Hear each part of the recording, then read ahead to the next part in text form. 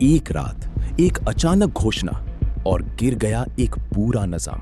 कराची के अंधेरे गोदाम में करोड़ों के नकली नोट एक पल में बेकार हो जाते हैं और सिर्फ 26 दिन के अंदर एक रहस्यमयी मौत। सवाल सिर्फ एक है, क्या यह सिर्फ इत्तेफाक था या एक सोची समझी कहानी? नई दिल्ली में रात का अंधेरा गहरा है। एक सुरक्षित कमरे में चल रही है एक गोपनीय बैठक। अंदर मौजूद थे एक उच्च पद पर बैठा नेता और राष्ट्रीय सुरक्षा सलाहकार जैसे एक अनुभवशाली अधिकारी धीरे से कहता है, जब तक ये नकली मुद्रा का जाल खत्म नहीं होगा तब तक देश में शांति संभव नहीं। एक पल की खामोशी छा जाती है और उसी पल लिया जाता है एक ऐसा निर्णय जो आने वाले समय को हिला देता है। रात 8 बजे दूरदर्शन पर अचानक विशेष समाचार आता है। 500 और 1000 के नोट बंद कर दिए जाते हैं। पूरे देश में अफरा तफरी मच जाती है। लोगों के चेहरे पर डर साफ दिखने लगता है। बाजार बंद होने लगते हैं और बैंकों के बाहर लंबी लाइन लग जाती है।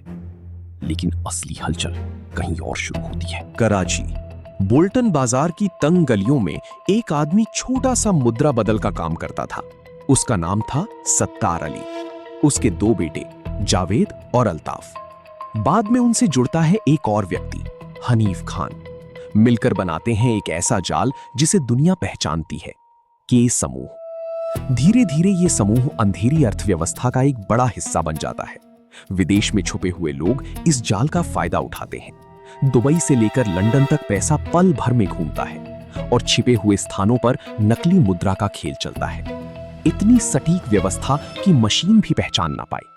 दुनिया के कई कोने में एक अंधेरा साम्राज्य खड़ा हो जाता है। अंतर्राष्ट्रीय एजेंसियों को संकेत मिलता है। एक छुपा हुआ अभियान शुरू होता है। कुछ अधिकारी व्यापार के बहाने इस जाल के एक बड़े सदस्य से मिलते हैं। वो मुस्कुराकर कहता है, हमारी प्रणाली में हर पैसा साफ हो जाता है। लेकिन उसे ये पता नहीं होता कि वो पहले से ही एक फंदे में है। धीरे धीरे सब कुछ रिकॉर्ड हो रहा होता है। फिर आता है वो दिन, 8 नवंबर 2016। घोषणा के बाद पूरा सिस्टम रुक जाता है। कराची के छिपे हुए गोदाम एक एक करके बंद हो जाते हैं।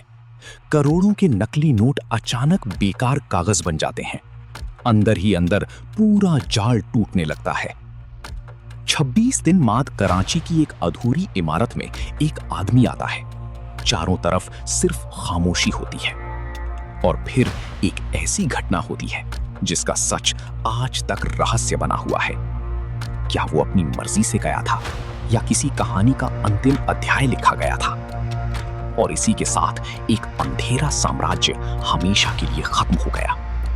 लेकिन सवाल अब भी वही है, क्या कहानी सच थी या सिर्फ एक परछाई?